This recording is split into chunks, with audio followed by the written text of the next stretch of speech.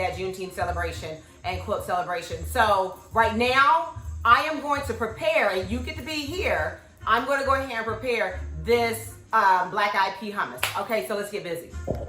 All right, so I have my 2 cups of black eyed peas. Okay, if you do not have black eyed peas, you can absolutely, you need to have black eyed peas, but if you don't want it to be all black eyed peas, if you want to, jazz it up a little bit, you could put 1 cup of black eyed peas to 1 cup of pintos, 1 cup of black eyed peas to 1 cup of navy beans, or a white bean, or great northern beans, or something like that. But the emphasis is going to be the beauty and the goodness and mercy that is of the bean, specifically the black eyed pea, okay? Great. And then I got some herbs right here. This is some fennel weed that you guys know grows rampantly in my backyard. But if you want to put in some parsley, we're gonna mix this in, okay? We're gonna kind of stir this in. We're not gonna blend it when we're blending the hummus. So this is just the regular dried fennel. You can use dill to mix in. If you like to use parsley, you can even use cilantro if you'd like to.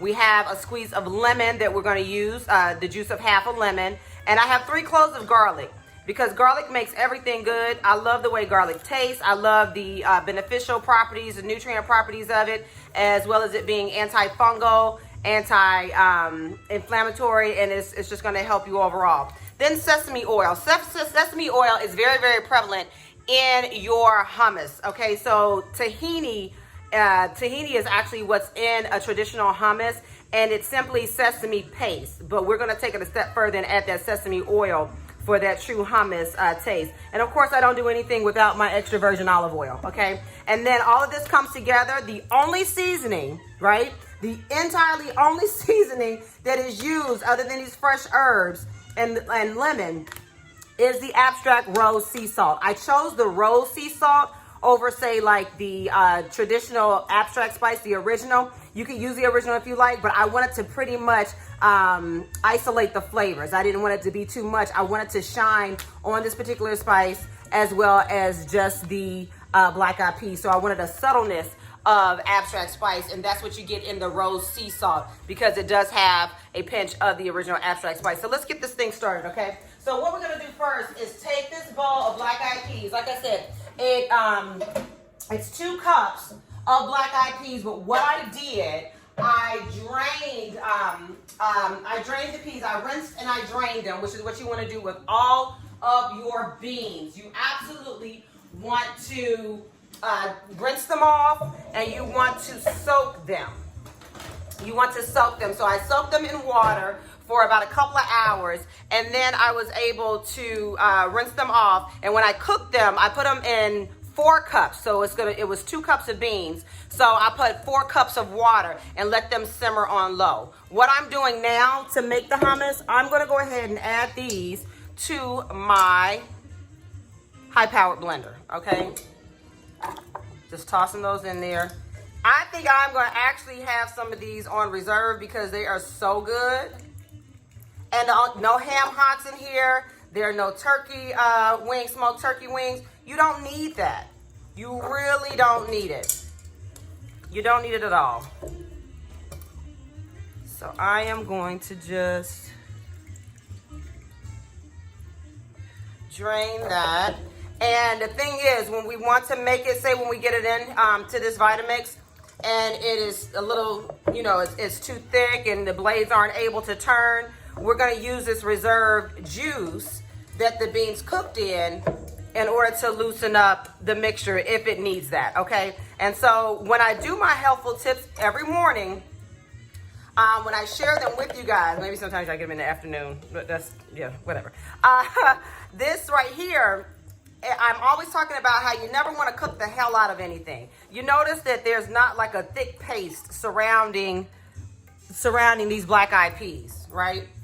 And what you want to do when you put them on boil, when you're doing that, when you put it on the heat, I put it on a medium to low heat, and a little closer to the lower because I want them to cook low and slow, but I still want them to cook.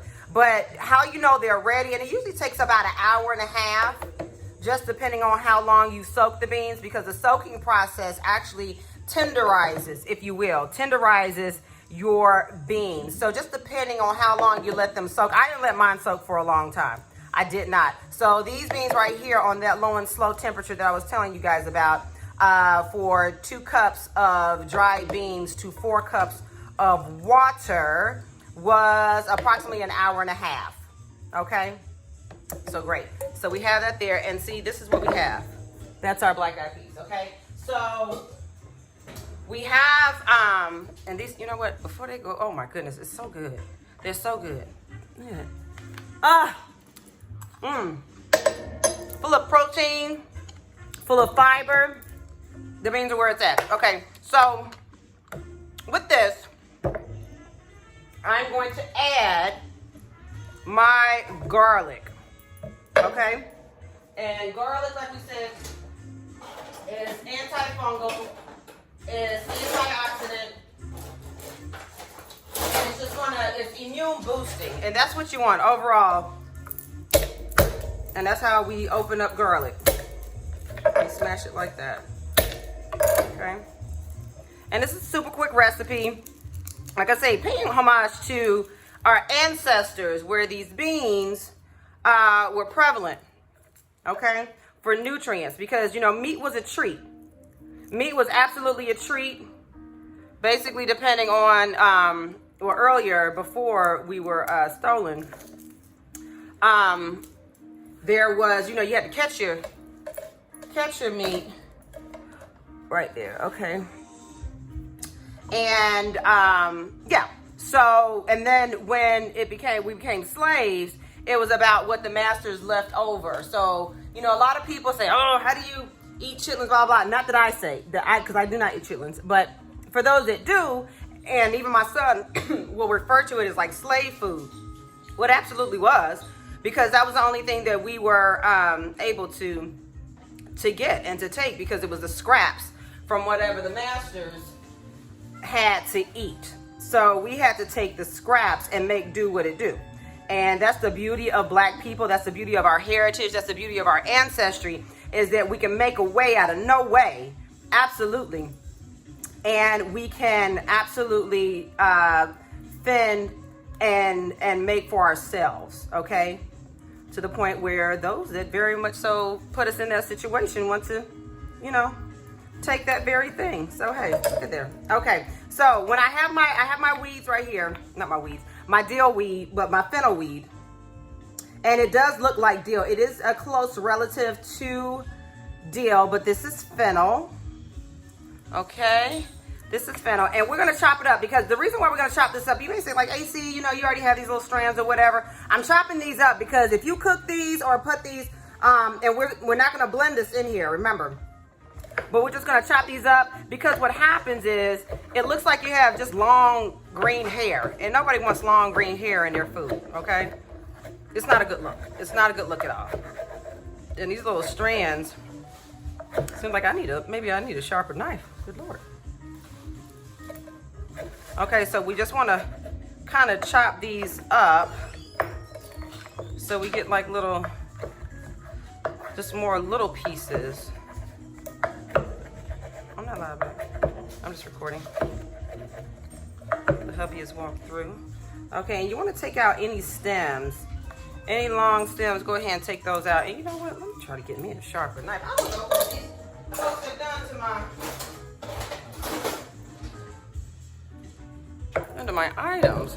Put this on there. Let's do this. Yeah, that's better. Get down with it.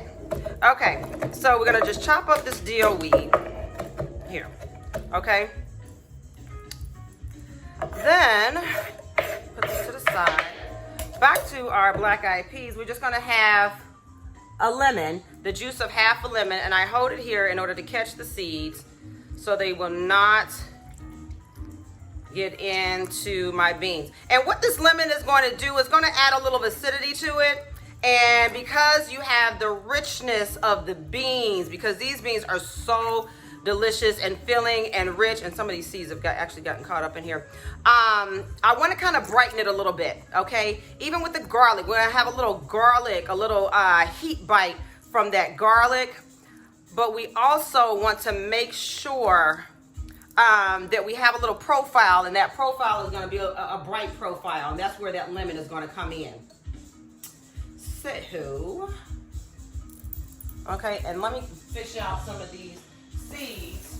Obviously, my hand technique was not as ideal as I had hoped it to be, but I got it. Yeah, okay. All right, and then we're gonna go ahead and add in our sesame oil. And we're only gonna add in, and when you have sesame oil, you see how it's in a dark place, a dark, cool place. And so we're gonna add, this is roughly about half of a teaspoon, because sesame oil is very pungent. And that's about all that I had left. This is perfect. It's very, very pungent, and it has a tendency to overpower. And when you do that, it is no good. It is something, anything that's over sesame is not a good thing. Absolutely not. And then we're going to go ahead and add about 2 tablespoons of the extra virgin olive oil. I'm just going to eyeball that, okay? Remember, cooking is not exact. It's not exact. And there we go. And we're just going to go ahead and blend this sucker up in the Vitamix, and we're going to see what happens, okay? We're going to get a smooth consistency. And let me bring the Vitamix up. Very smooth consistency. And you see, this is not taking, the longest time that it takes is these black eyed peas. And what you can do, and I'm going to try to see if we can get this up to where you can see the mixture doing its thing. Let me see if I can see this. If I can have this up. Can we do this? Oh. There we go. There we go. Okay. Am I sliding? I think I'm sliding. We're gonna get it together. Okay. There we go. So you can kind of see right here. We're just gonna go ahead and blend it.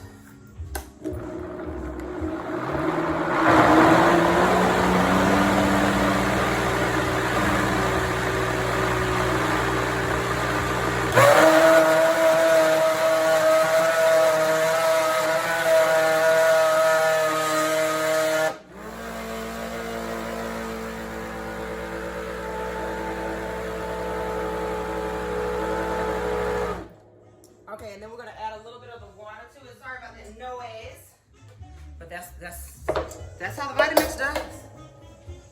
And we're just gonna pour. And the great thing about the Vitamix, and that's a selling point, but this little container holds liquid, so you can actually put your liquid in there as a serving.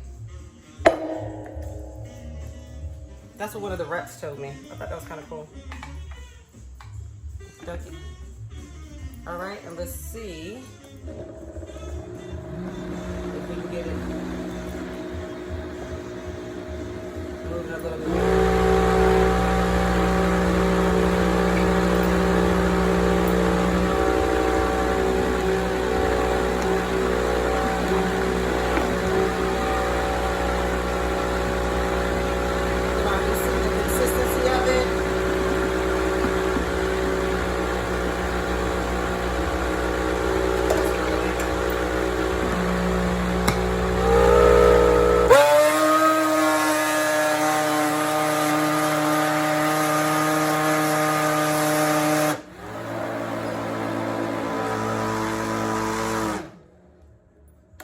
Turn this off.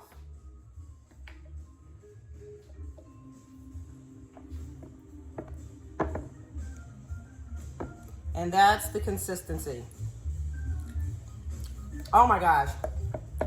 That is super delicious. It's super rich. I can taste the brightness. Absolutely taste the brightness. And that lemon, okay? And now we're going to transfer it over. Oh my gosh, that's awesome. That is awesome. Okay, so we're gonna transfer it over into our nice wooden bowls, which is also a tribute to the motherland. Look at that. Mmm. And you get the specks of the black eyes.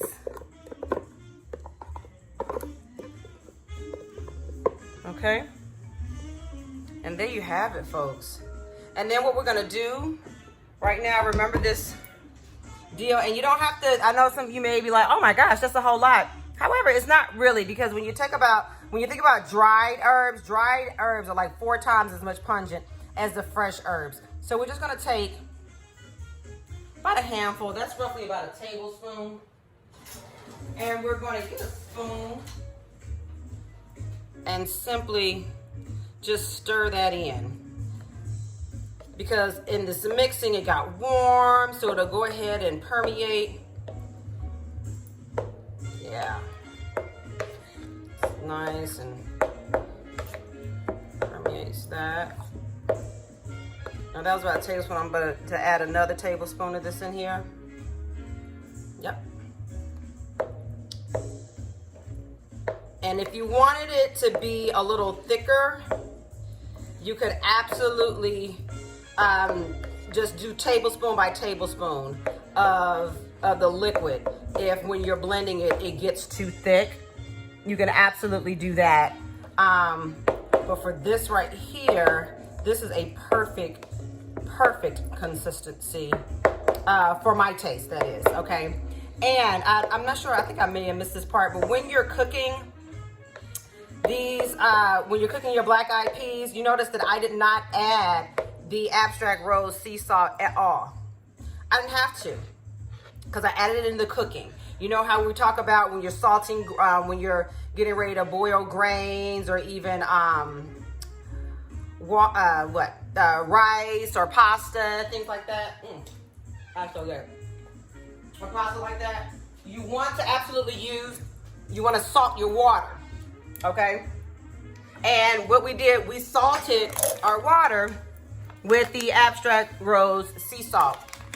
And we only put about 2 teaspoons of that abstract rose sea salt, and it took care of the flavor for this delicious, creamy, definitely bright.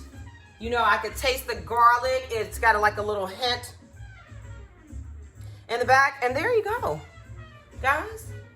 That's your black eyed pea hummus, and a homage to